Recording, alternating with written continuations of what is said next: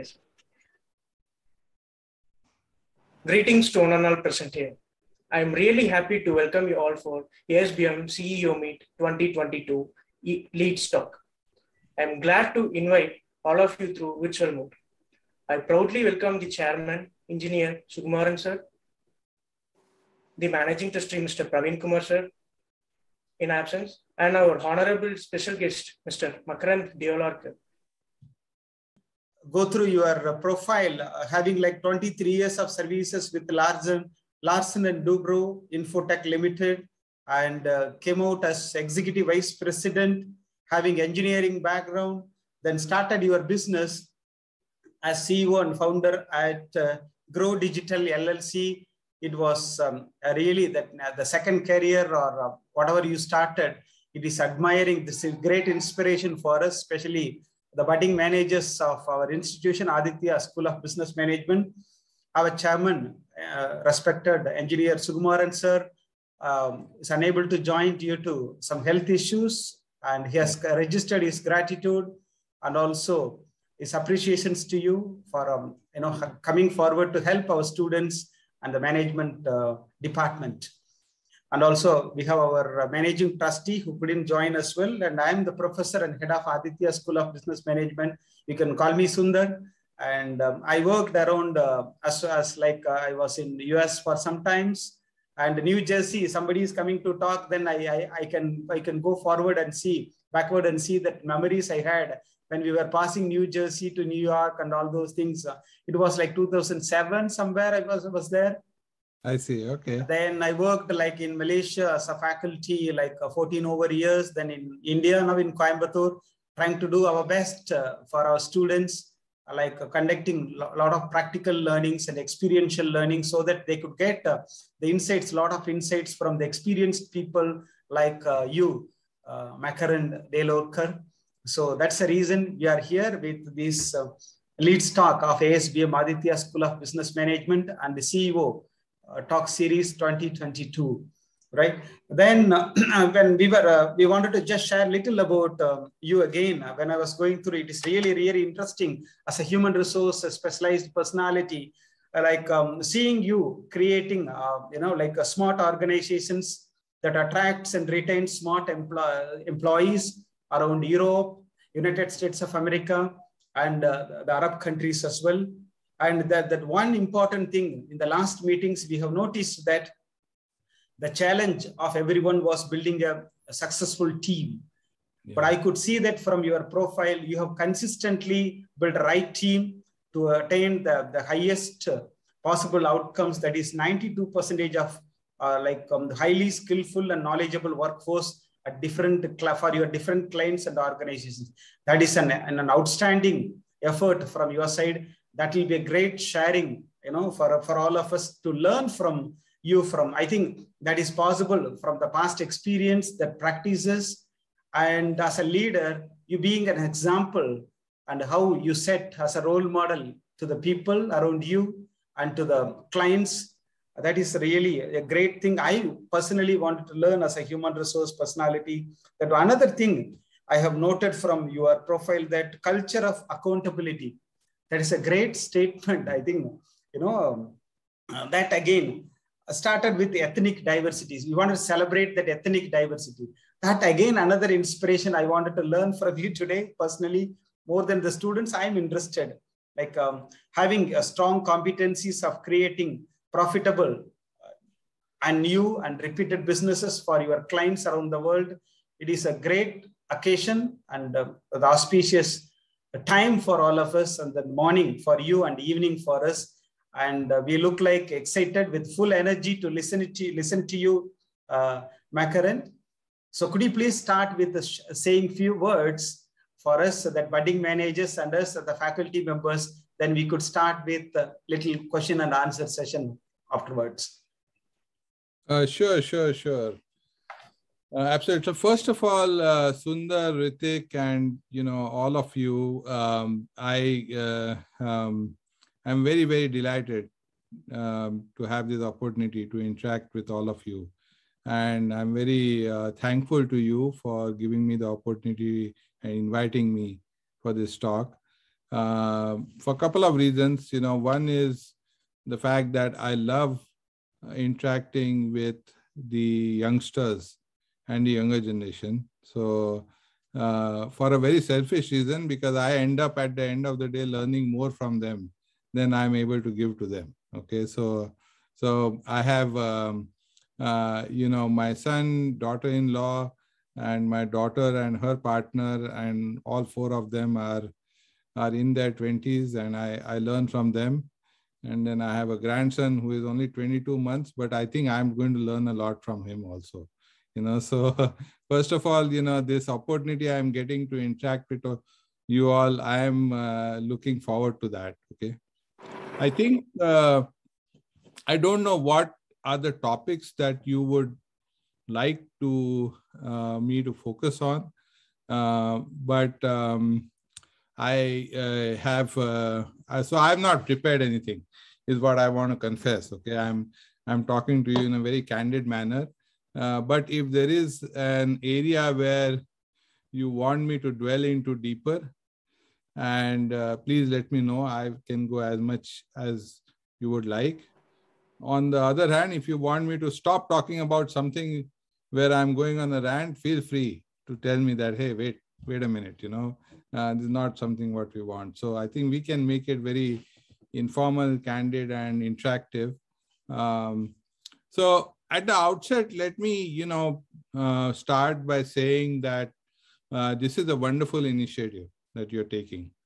We have, so first of all, I would say that all of you are living in a time, to quote Charles Dickens' famous tale of two cities, best of time and the most difficult of times.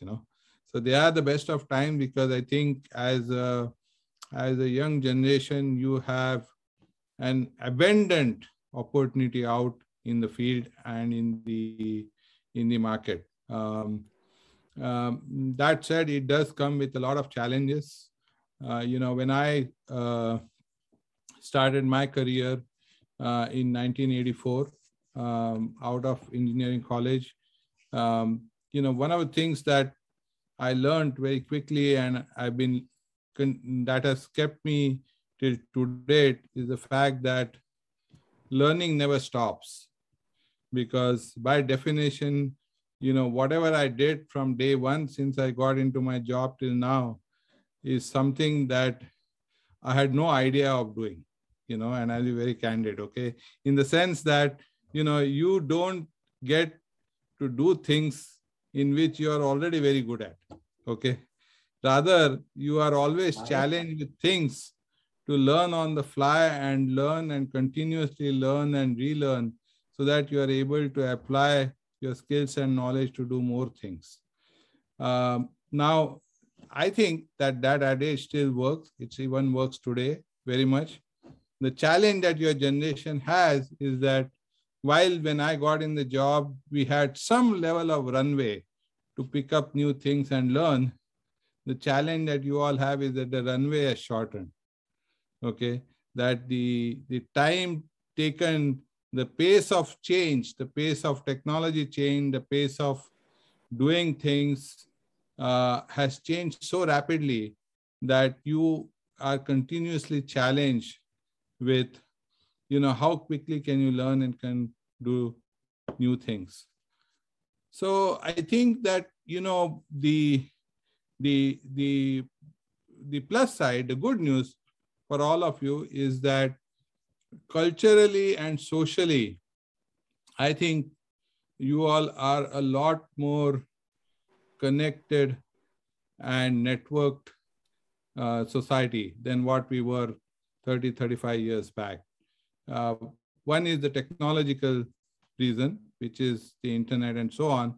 But other thing also, I think the way that you have your peer relationships and the openness that you have in terms of exchanging ideas, learning from others, taking others' experiences and applying that, I think there is a much larger level of openness. And I applaud that, I think that that is something that that is going to take you a long way. And I would highly encourage that I think the best thing that I learned through the years of my career was that, learning and interacting with different people with diverse backgrounds particularly enriches, your own perspective. It helps you to understand better. It helps you to kind of pick up things on the fly. So I would encourage that you continue to do that. Yes. So, yeah, I will pause here. Yeah. So we can start with the discussions one by one. Yeah. Sure. Thank you, sir. Good morning, sir. Yeah, good morning. How are you, good sir? evening, rather, for you. Sir, can you please share about your early life? I'm sorry, I think you are... Yeah, can you please share about your early life when you started your career, Mr. Makarand? Yeah, so, when I started my career, like I said, I started as a techie. I started as a software developer, and, my initial years that I learned was that, or the way it went about was really, it wasn't just about technology, but it was a lot about, how do you make technology meaningful and apply it to business. Now, coming from an engineering background, honestly, I had very little background of business in terms of, as engineers, you think that, you are developing the code and you are, writing the code, and that's what it is. So I had to kind of understand what is business. So why am I developing this application that is going to enable sell tennis rackets better? Okay. Or how is this application that is going to enable a patient in a hospital to be admitted quickly and care be given to? Okay. So I think understanding and learning those aspects of the business, I realized was very, very important. So as much as I focused on my technical part and growing that, I started developing a keen interest in understanding what are the business drivers, what are the issues that are there. And I found that gave me two specific, well, I wouldn't say advantage, but I would say two specific ways of doing my job better. Okay. One was that I could relate much easily, to what my users were really wanting and what was the pain going for. So to some extent, the empathy level in what they had, what they were going through, that I was able to get that. Okay. And that improved. Second thing, which I think was the big win, was that I came into contact with a number of people on the business side. And that grew my network, that helped me to learn from them and see how they manage their teams, what were their challenges, how did they, and it was very unique because at one point, when we were developing a hospital software, I was actually housed in a nursing ward and sitting there developing. And I could see that during different times of the day, the way the doctors and nurses were challenged and what they went through. And then I started relating that, okay, when I'm developing an application or a system for them, how can this actually help them in the situation they're going through? In general, the level of empathy in terms of what needed to be done. Until today, I think I have always maintained that whenever I get into solving a client situation, a client problem, consulting them, or going into a new business area myself or for my company going, I make sure that I always go there personally and have a look at it. I have a look at things on my own. And I can tell you, and there have been several times in my career where things haven't gone the best, right? Things have gone into a problem. And more often than not, I found that the solution to the problem lies when you actually go to the situation and you see for yourself. So the big thing about sitting into an office space, sitting remotely and only imagining things and doing things, I don't think that really brings in the empathy. There was, even as very late in my career, when I was running Europe and US, for Larsen and Toubro Infotech, we had a very, very difficult situation with one of our customers. And the customer was a top, I would say, Fortune 15, huge global conglomerate. So very, very high profile. And, they said, well, your teams have not done a good job. This is not working. That is not working. And then as I looked at it, I said, the software was being rolled out to 25 different countries. USA, people were satisfied, more or less. None of the users, Europe, most countries, they were satisfied. India, yes. Australia, yes. Middle East, yes. Only one country, UK, and that too in one part of a very old plant. The users were so dissatisfied that if the satisfied users were clustered around a scale of, I would say, 8 to 9 over 10, these dissatisfied users in UK were clustered around 2 or 3. So that was almost the standard deviation, if you may. So I said, no, while my team is there, I'm going to go and fly. I'm going to go to that plant and do a visit. And it was a very difficult, because from London, you had to drive down for, 2-3 hours, in a small village. They had a plant, and the users were not very happy seeing me, honestly, because they didn't want the software. Okay, so you started with a situation where you have an unhappy customer.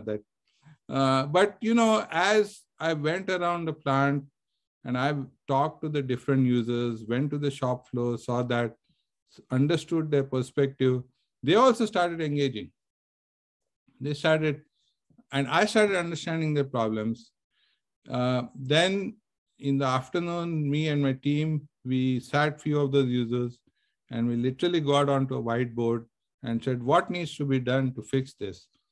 And by the evening, we were going to the pub, having few drinks together, so there was obviously, the ice was broken.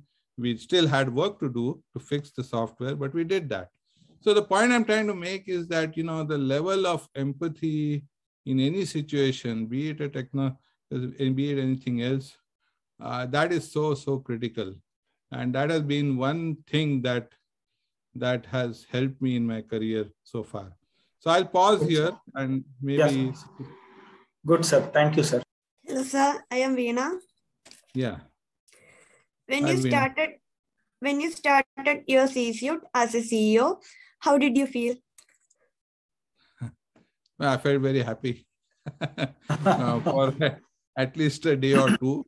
Then the next day, I realized that I have to earn money and get business for the company. So it was back to reality.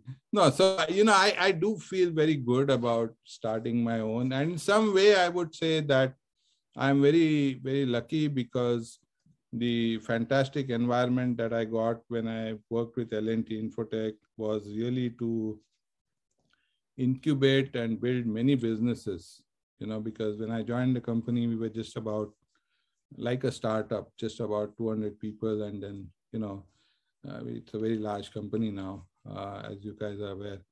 And, many of the businesses I built, we were non-existent. So, there was an opportunity to go and create a lot of new things. And so in some way, while I was not designated as a CEO, I had the latitude and the flexibility to work on my own in a very entrepreneurial way. And that really excited me. And the reason I'm very excited about being a CEO starting this company is because it gives me my entrepreneur spirit. Now, one of the things that I think is very critical when you start something and when you want to make it big, you need to have clarity in your purpose and vision. And I think it's very, very critical for that. And so, the purpose that I have very clearly have for my company is being able to create business value from technology.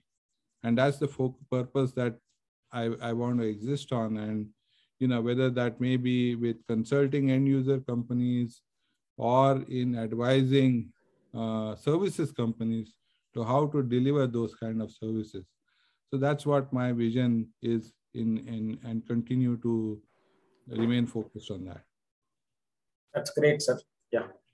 Sir, can you please share about your leadership mantra? Well, I don't know whether I have a leadership mantra. Mantra is a very strong word. So, in all humility, I can only say that I can share with you what I have learned and practiced as a leader. So firstly, I would say that, one of the key tenets of leadership that I have always followed is leaders build leaders. In the sense that, as a leader, the first thing that you need to understand and realize is that your job is to create and build another leader. It's, you can feed a person, you can, direct a person, but that's not to me what a leader is. If I can teach a person to fish, if I can teach a person to how to create, build teams and themselves become leaders, then I think I have succeeded. And the good news that when I look back on my career, I find that many of the people who worked in my teams have gone on in very leadership roles, either in different organizations or within the same organization, playing different roles. So I think one very important thing is you have to have a way to build people. And to me, the only criteria, especially when you come to senior levels, when I want to promote a person, the first thing I look at that person is not, oh, he got so much revenue, or he is the best, manufacturing expert, or whether he is, the most popular HR head or whatever. What I look for is how many leaders has this person developed. If I take this person out and put him in a totally different business, can his department still run because he has created so many other leaders? So to me, hero worship, including for myself, is not the norm. In fact, I detest that. I feel that it's not about heroes, it's about people who make and build leaders and create leaders. And in some way, I've always strived, when you build your team, you have to understand that it's best to recruit and groom people who are better than you. The common mantra is people think that, okay, bring in somebody whom I can, who won't be a threat to me. But it's very counterintuitive, because if you recruit and bring people who are better than you, they are going to make you successful, because they are so good at what they do that ultimately they are going to, and they at some day will be ready to take your role, which is absolutely fine with me, because that goes with the mantra of leaders develop leaders. The third thing, that and I know, Sundar, you picked up on the diversity thing from my background, but I really mean it. I mean, diversity is so important. And particularly, so the best part I'm finding today is there are 3 women on this panel. Okay, so I'm so glad that you as a diversity, at least minimum diversity is bringing that, and that is, and I don't mean it because it's fashionable or the in thing. That's not the reason. Okay, reason is plain and simple, because the level of empathy that women bring, it is unmatched. It is absolutely and totally unmatched. Women are able to bring in a very, very high level of empathy, whether it be towards customers, towards managing people, managing teams, leading teams. And to me, it's a shame that is not leveraged enough, And in general, in my experience, I have found that whenever I have had women in my team, they were able to solve difficult problems, diffuse difficult situations much better, and come up with consensus solution-driven approach. Which is just a fact. So, I would say that is something that we all need to learn to work with. It can be a great tool for being successful, and working with women is absolutely. And when I mean you embrace and applaud diversity, it doesn't mean that you just talk in French with that person. That's one part of it, but really try to understand how do they think, what is the culture behind that, what do they value, and what are their value systems. Because the more you inculcate them, the better you are able to understand, the better you are able to relate to what. So I think, diversity and embracing diversity with a very strong conviction and purpose is very important. Hello, sir. I'm Sarika. Yeah, hi, Sarika. How do you plan your day as a CEO, sir? Yeah, that's the toughest part. Okay. So I think, there is always a challenge between the urgent and the important. Okay. So you are driven a lot by what comes urgently, so when you open your emails, you'll find that there are so many things that are there which are required to be done urgently, and you do. And the important things like going to the gym, okay, or something, you say, oh, I didn't get time, And I think that the challenge with time is that it's very easy to say that I don't have enough time, okay, but then if you reflect back, it's more about you didn't really create enough time, So I think the more you are able to focus on what is important for you and what do you want to achieve today, okay, and what do you want to get done, I think the more you do that, the better you are able to manage your day. So usually what I do is the night before, I have in my mind what are the things I want to complete the next day, and what is important for me to get done, okay, and I try to focus on that. That said, when I wake up in the morning, there are 5 urgent things that can take me away. That happens, but wherever possible, I try to bring my focus more and more on things that I know are important and that need to be done. Sir, how do you ensure that your employees value your corporate culture and things in growth digital? Yeah, so, here's the good news and the bad news. Okay.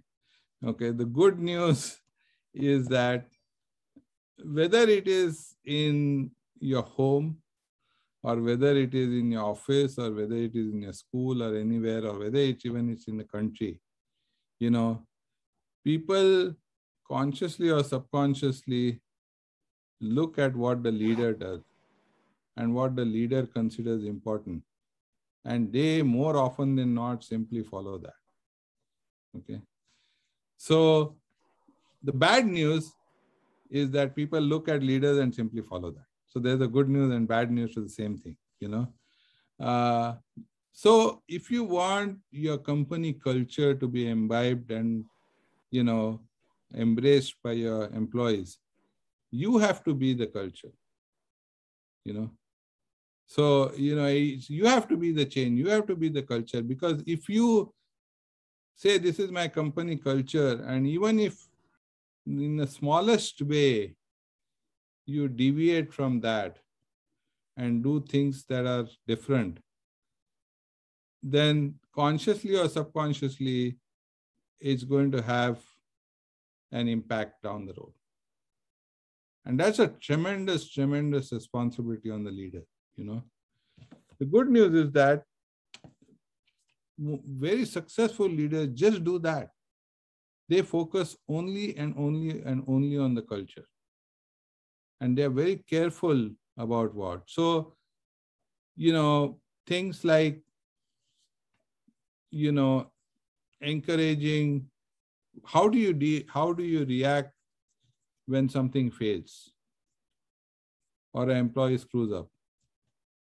You can react in two manners. You know, you can react by really punishing the employee and, you know, holding that person, so to say, accountable and so on, you know. So that's one part of it. The other part could be to really see that, okay, you know, what caused this failure?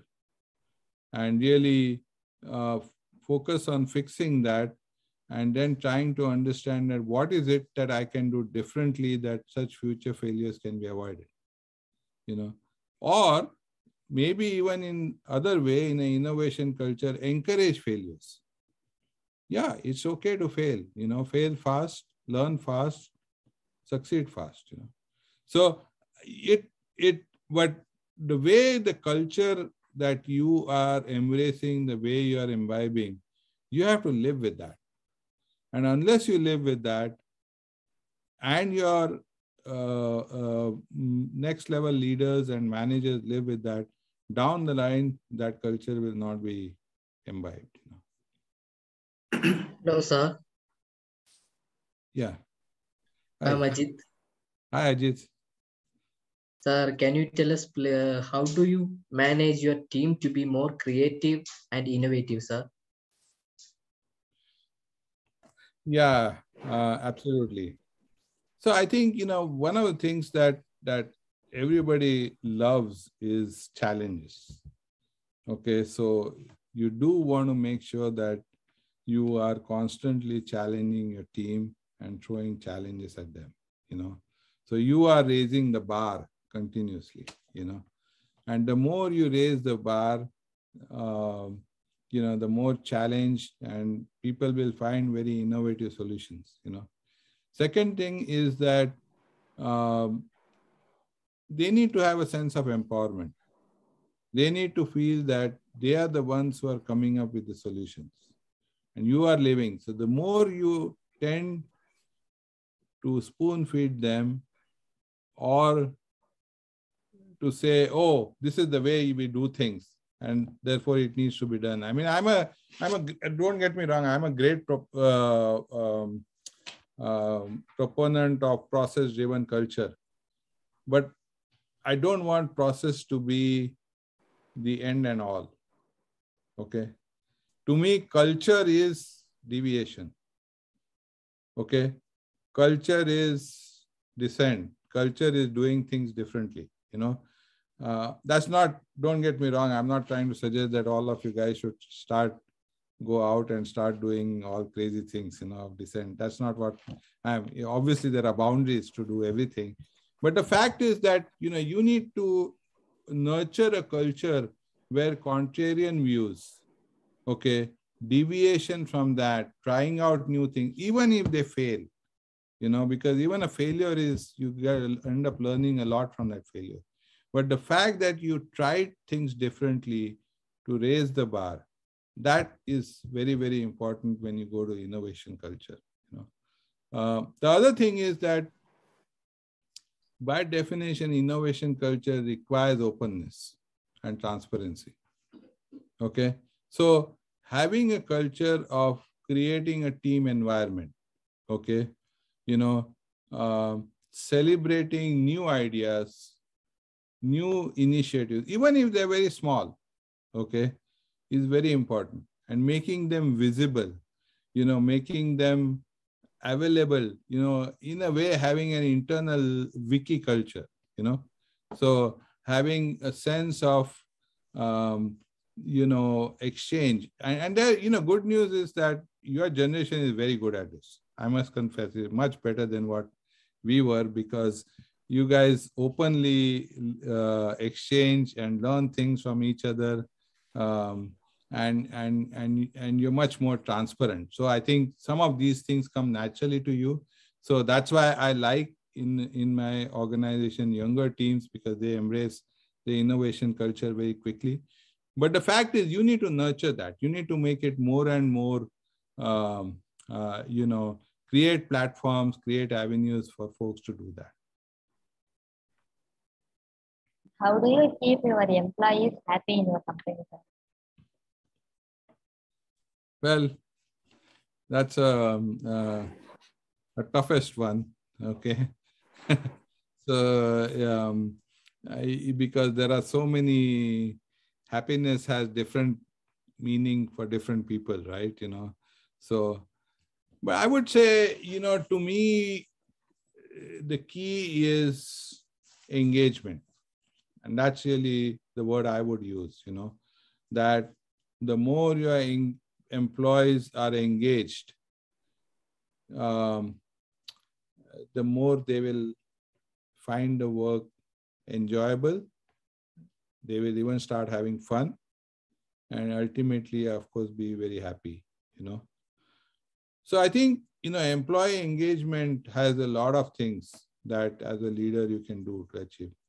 First of all, you need to have clarity in what your vision is and what your purpose is. And you need to have alignment on that, So I think, as a leader, if you should be able to continually communicate and help get the message across that what is this company for? What are we here for? Why are we doing this? And how does my work, my day-to-day work, impact and enable and contribute to my company's purpose, vision, goals? I think the more you have that level of engagement with the folks, and the moment people find that what they're doing is not aligned, or they cannot relate anymore to what the company's larger goals and mission is, they start disengaging. They very, very clearly start disengaging, because they don't see a purpose for themselves to remain engaged. And therefore a disengagement, then once you wake up in the morning, you're no more excited to go to work. Say, oh yeah, today, yeah, I have to do this. Okay, TK, this thing. And then, you go to work, at the end of the day, you said, oh, what did I do? 3/4 of the day I did this, but I don't know why I'm doing this. But my manager wants me to do it. If I don't do it, I won't get increment. I won't get promotion. So I have to do it, So see, this is disengagement. On the other hand, an engaged employee say, you know what? I have to do this because I know that this is what my customer wants. If we do this, then, we can do 10 other things and really grow here. And it will be really me and my team's success. And so I'm excited to do it. And then when I come back home, I feel, oh, wow, today we delivered something out of the world, or we made this customer so happy, or we created this new level of ideas that we can take to the market. So your sense of achievement comes from engagement and having. you know. The second thing is that, you know, employees in general will be unhappy if you don't give them room to learn new things, develop new things, try new things, you know, and they feel empowered to do new things and try new things. If you don't give that level of, I would say, opportunity, latitude, employees will be treated like robots and machines, and their level of engagement will go down by level of happiness. Third thing is you need to have fun. I mean, there has to be ways to have fun. I mean, you know, if employees are not finding ways where the work environment is not a fun environment, they need to have made enough friends at work. They need to be able to pull each other's leg, you know, go out at the end of the day and socialize, do things. And, you know, you as a company need to nurture that, you know, and you can, and nowadays there's so many tools available, okay, to do that. I mean, one of the things that we did at L&T Infotech that I think went a big way in creating the fun environment was we had a internal Facebook workplace, you know, and, you know, we encouraged in the Facebook workplace interest groups. So somebody had, you know, football, somebody had a trekking interest group, somebody had photography, somebody had jokes. Okay, so, you know, and people engaged in that, and there was, you know, a lot of, so when people started being, and even outside work, they were all engaged on that platform. So it started becoming a fun place to work. You know, it's not just about work, because, you know, you spend nowadays, of course, it's remote, but, you know, you spend a large amount of your time, you know, engaged at your workplace, right? So it needs to be fun at the end of the day. So I think these are some of the things happy. Of course, last but not the least is compensation and other aspects. But, you know, there's a lot you can do outside of compensation and other aspects. You know, on the other hand, if you only do compensation and not all of this, I can tell you people will not be happy, no matter how much you pay them. That alone is not the factor which makes them correct. engaged. Yeah, absolutely, yeah. Sir? Yes. How do you manage change within your organization as a CEO? Yeah. So nobody likes change, you know.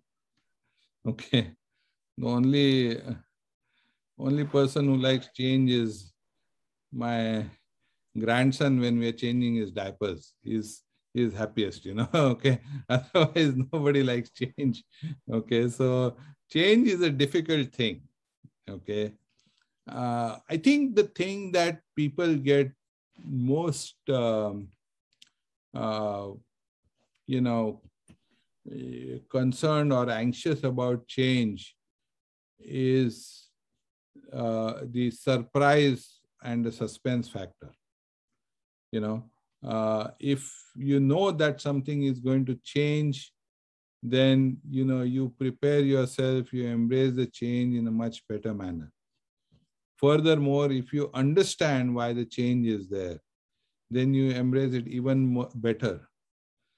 And then if you understand how that change is going to improve things for everybody, including myself, then you not only accept and embrace that change, you actually become a change proponent and make sure that the change happens and is successful. So I think to make change, you have to work at all three levels. First important thing is, you know, in any change, even if it's small, even if it is moving, you know, this team from here to here, you know, one of the things that we do is we make sure that we involve the team in the decision making. We explain to them that this is the problem, that there's another team who is growing, you know, your team, this thing, can we move you?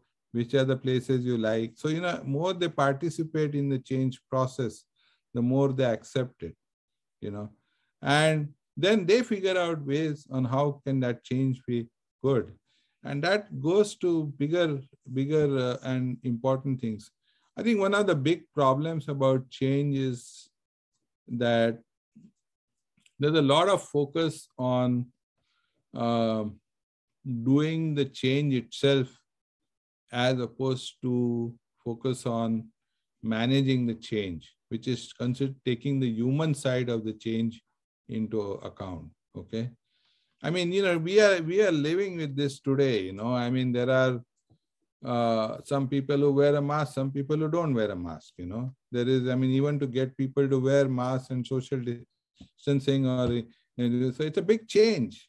But, the way, the more people, the more society communicates and explains why this change is required, the more people embrace that, and there are still people who will still not do it, but the fact is that you have a good chance that if you manage that change and manage the people side, it will happen.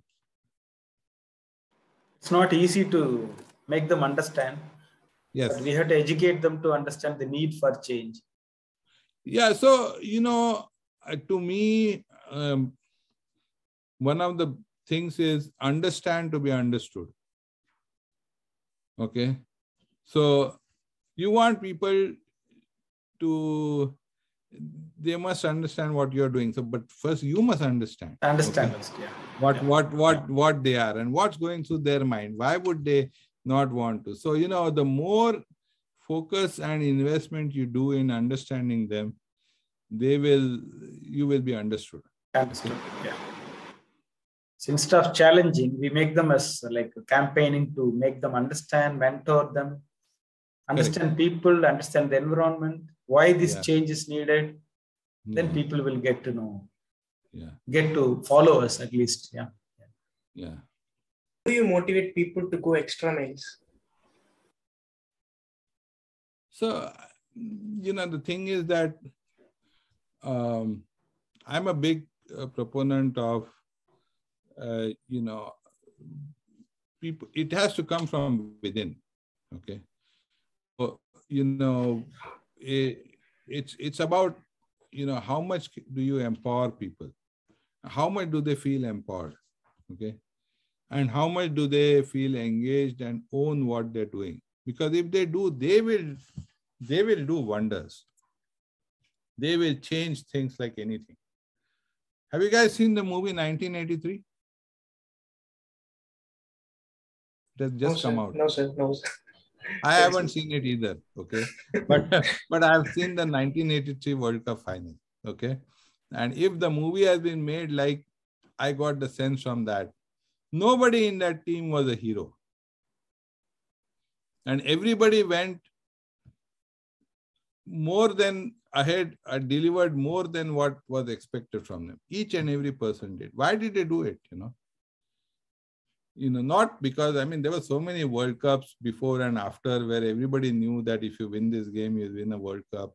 And everybody knew there was money and everybody's country pride, all that, blah, blah was there.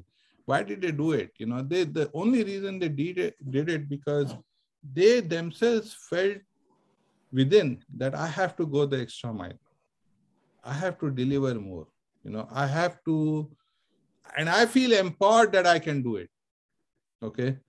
This thing. So I think that, and I hope that in the 1983 movie, they have captured that sense. I've seen some trailers and TV discussions. Hopefully they have, but there are many such stories, of people who, because at the end of the day, unless you feel empowered and you feel that you need to do, you will not go the extra mile, no matter how much motivation I give you. Okay. Whether it is money or whether I come and pamper you or whether I scold you or do anything, you will not do it, unless you internally. And therefore, working on that, working on what the empowerment really needs to be, what will challenge you. And so it can't be done overnight, so you need to have a culture of knowing your team well, knowing which team member has what strengths. Okay. There's a lot of focus that... More personalized. Yeah. And, there is a lot of focus that leaders put on what is the weakness of this person, and very little on what is the strengths of this person. Yeah. For me, the thing is, I first try to understand what is the strength of each of my team members. Weaknesses everyone has. I have so many weaknesses, I can tell you. We can have a whole session on that. Okay. So, so like that, everybody has weaknesses. So, but every person also has one or two strengths, right? Or more than that. So how can you really leverage and utilize their strengths to the maximum? And how can you make that person realize what their strengths are? Make others realize what that person's strengths are. And therefore, as a team, they do. And then once you do that and people feel very engaged and empowered about the task at hand, they will figure out a way of going places. I mean, I tell you, the best results I've got in the team, from my team, have been when I did not contribute anything to tell them what has to be done. They figured it out, they did it, they managed. At the end of the day, I got. And the moment I try to do and tell them things in that, yes, sometimes there is success, sometimes, but success is more when I let them figure it out and have them, but have them feel empowered that,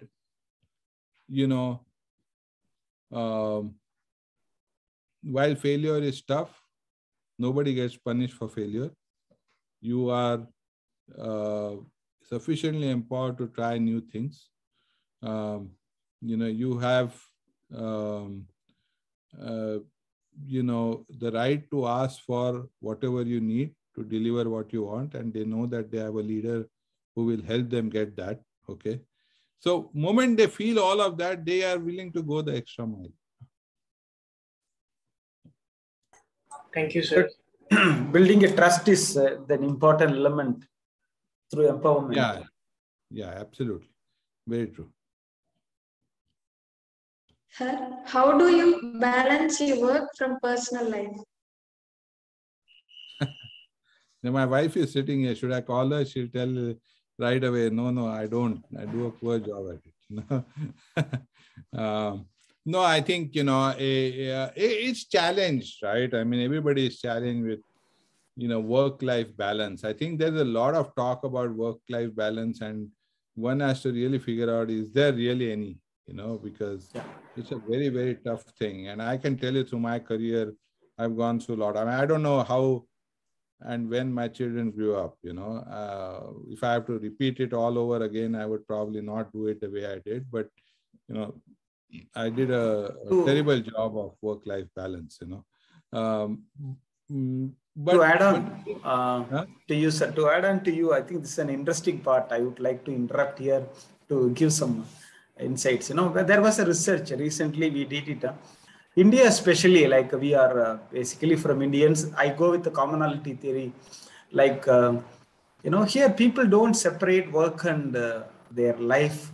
We call it like grandparents' time. Morning, 4 o'clock, they wake up, we could see that they start their work and go to bed early at 8 or 9. Again, they go with. There is no separation of work and life. Work is part of life. That is what still that parental, the genetic of India runs with. And I love that statement from you, culture with ethnicity, that ethnic culture you wanted to follow. I'm very much confident that you will agree with me. Going with not separating work and personal life is a way, the mantra of moving forward. Because sometimes people say, I separate my work and I separate my life, personal life. Take out the position of being a CEO, then where are we? What are we actually talking about? We go home without that head, the figurehead of being a CEO or the role what we wanted to play. Do you think really we are going to be like, follow that? I don't think so. We can't separate it. It's like a leader and the culture, leader and the corporate vision, and leader and work. I don't think we could ever separate it. It's ongoing. Then how do we make everything go along together? It's what the matter. We have to see. Yeah, priorities, basically we call it. Yeah. No, Sundar, I think this is very interesting, and if your organization is doing any research in that, I would love to understand more. But I can tell you, as much as we do know that it's a challenge, and like I will confess that I've done a very poor job of managing work life. The fact remains that there are many ways in which people do that successfully. And I think one of the big things about that is coming back to, encouraging more and more empowerment, and I think the part of the challenge that we have in our ethnicity and our society is that, culturally we are a lot more ascription oriented, and therefore, as a CEO, if I say something or do something, then that is taken implicitly or otherwise that, oh, I have to do this, whereas the more you create a culture of empowerment where your teams are able to come back and say, I know this is important, and I'm going to get it done, but I will also get it done with my other family and other priorities. I think today in our society, it is very difficult to say this because we are so ascription oriented, right? So that, and I cannot break away. So there is a cultural element to that. The other element I think that is there is the fact that, the whole challenge is that the world has become so connected. Your history has become, or rather geography has become history. Okay. So where you live and where you work and what time zone in work has no meaning anymore. I feel bad that I'm keeping you guys up. It's about 10 p.m. now almost in India, so 9:30 or 10 p.m. So, we enjoy your talks, no worries. It's like morning for us. No, I know, but to be honest with you, that these are the real everyday challenges that we are doing. So that is making it even more difficult. So I think at some point we will have to, as a society, figure this out, that how are we going to give each other this personal space and time to create that work-life culture, work-life balance. I'm sure the younger generation is so creative, they'll figure this out. I'm very confident. So maybe all you youngsters will show us the way to create the work-life balance. Sure, sir. We will be doing one. You have any other questions, or you're coming to an end?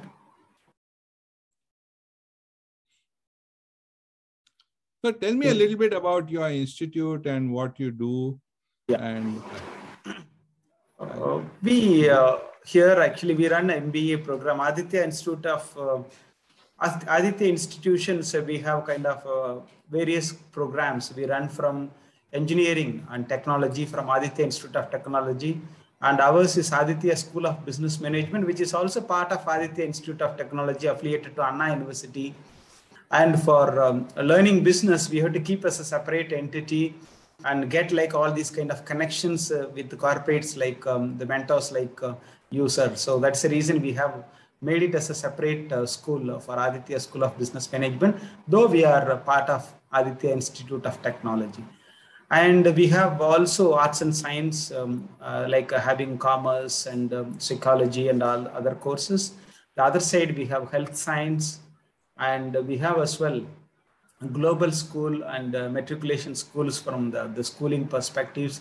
Like basically the chairman and the group, coming from the industry background, manufacturing industry background, of course, like you, is an engineer basically, and he wants to support people around here, the community around here, to get educated and so on. And as like you mentioned that the one word I could see that multiple times I can count is the most pronounced by you is that empowerment. I could say that, you know, so that is what he is doing with us and he did with us. And like, you know, nobody is monitoring us today here, but you see like the colleagues of me and we all together, and we are working towards making this a great success. And the world is there to support us, and how extent we can go, that's what matters. And you know, today is a great networking. That another important element you have greatly mentioned is networking. From the second point I have captured from you, it's business networking. As a technical person, today you are in business really successful. That is because of the network you have established with your business people. These are the lessons which we wanted to bring it to our students, way of like innovative and the creative way of making our students to be learners and lifetime learners, and moving forward, not only during the program studies, even after that. Like this is what our small note about our institution, which is located in Coimbatore, Tamil Nadu. Oh, Coimbatore, I'd say. Yeah. Okay. That's what here, sir. And I take care of this MBA department, and I have done my research in talent management, basically, like 6 years of my work on that, especially into like your area, IT and ITES companies. That's where I'm so keen and interested to listen to you. Each and every segment you wanted to address, and I have taken out like 3-4 pages. I wanted to digest this fully so that when I go to my classrooms in the future, I think all these I'll be representing you actually in the classrooms. Yeah. So like our other faculty members, like we have here also, they are listening to you, 1 or 2. So this is what a little about our institutions and where we are located and so on. So. Sure. No, I mean, this has been very, very good questions, you know, very and nice interacting with you. And, you know, if there's any other way that these are our first year students, basically MBA students. They are with me like for last 2-3 months. You know, it's not like overseas, like you can say that the UK, because I was teaching UK MBAs around, you know, the other Asian countries. So usually we see students from like experience in sitting in classes, but here all freshers, they come for MBA. So getting them to be aware and exposed to the practical element is really, really, it's tough.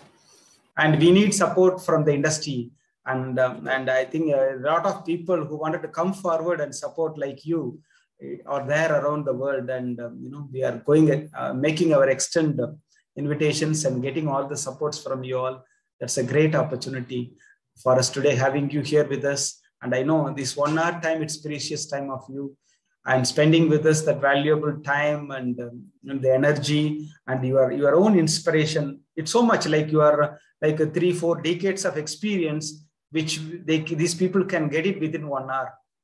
And even they can't get this whole thing with reading a big book about leaderships and all those things, they can't get it. It's a great thing. The practicality, situational leadership, we call it. What you have come across and what you have practiced during like the decades and made people empowered and created so many leaders around the world. That's a great thing. You have done it, Mr. Makarand. You know, really, really great having you with us. And thank you so much for connecting with us. We will work along in future as well.